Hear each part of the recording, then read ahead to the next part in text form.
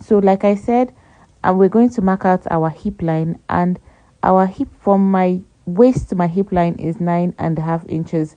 So the next thing we're going to do is to mark your knee line.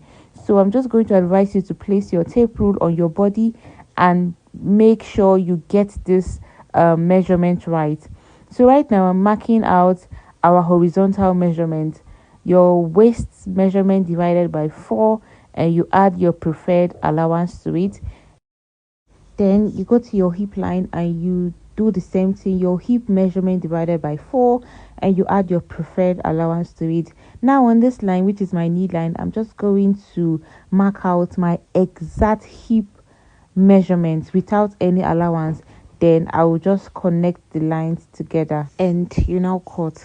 So mind you, if you want your own pencil skirt to be very very pencil, then on your knee line you just go, instead of marking out your exact hip measurement, you can just minus 1 or 1.5 to that and you mark.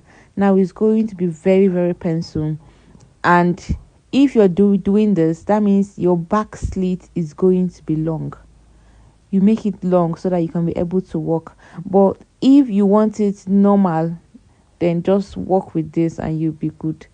So the next thing we're going to do is to cut out our back pattern.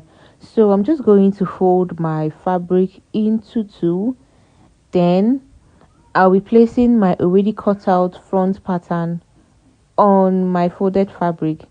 Now at the center front of your folded fabric, make sure you have a space of 6 inches, 5 to 6 inches, but me, I'm going to be using 5 inches.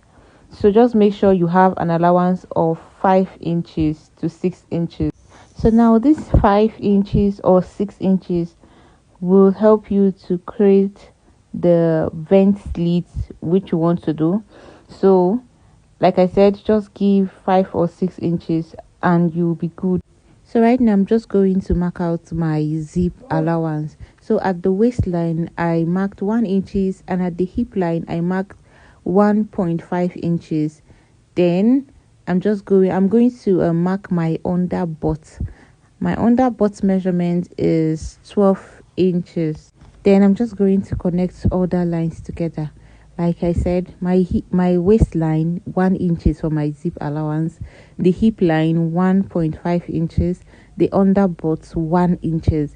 Then you just connect the line together. Then right now I'm just measuring where my slit is going to start. So I measured